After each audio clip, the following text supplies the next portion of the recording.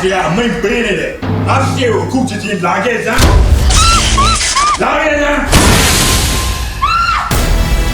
ဘာလို့ကောက်ခေါ်လိုက်တာဘာကြောင့်ဒီအိမ်ကိုလိုက်နှောက်ကျက်နေတာလဲဒီလိုတော့ကောက်တက်တဲ့ချက်ကို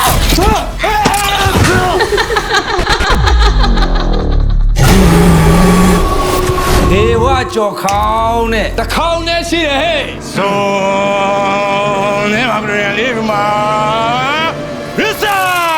ဟဲ့အဆိုတော်ရီတော့နမတော်လေးနဲ့မောင်တော်နဲ့ကဘဝအဆက်ဆက်ကပဋ္ဌာန်းဆက်လေးအဲ့ဒီမှာနမတော်လေးရဲ့ကောက်ကြောင်းဒီအလားတရားတွေမကြော်လွားနိုင်တော့ဘဲနဲ့နမတော်လေးကိုကောက်စားသူဒီမဲ့ချောင်းရပဲငါတော့ကိုချောင်းချင်မရှိတော့ဘူးတကယ်ပဲအခုပါလေဆရာကြီးဒီအိမ်မှာခြောက်နေတာတွေကိုရှင်းပေးပါလွယ်နေဆွဲထုတ်တယ်လားဒီအိမ်မှာရှိတာတွေကိုရှင်းလင်းလုပ်ပေးဖို့ပင့်ထားတဲ့ဆရာပါတော်လေးရဲ့ပန့်စီးသမားတော့အိမ်မလာပြီဘာဖြစ်လဲအိမ်မလာပြီလို့ဘာလဲကျွန်မတကယ်အစ်ကြီးပါအစ်ကြီးဒီလိုအချောလာလေဘယ်လိုလုပ်တည်ရဖြစ်နိုင်ပါတော့ဟုတ်တယ်မလား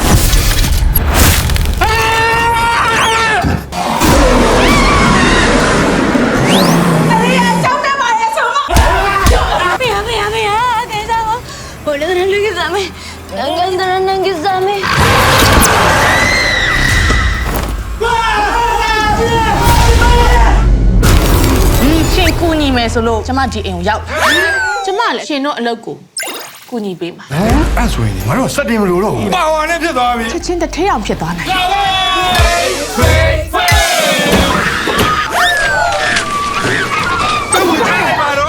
ခက်မှာခလေးရှိတာအမိုက်တော်တော်ဘွားနဲ့နော်ဦးတရေချောက်တော့လား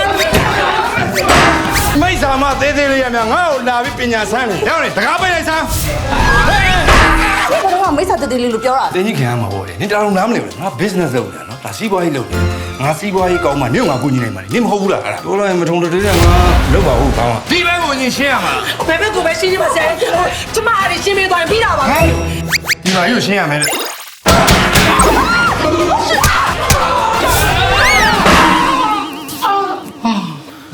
ရှာဖီကောင်းလိုက်တာစပင်းတော့ကျွတ်ကြအောင်နင်တို့လုံးလိုက်ပြီ你这个包这个白，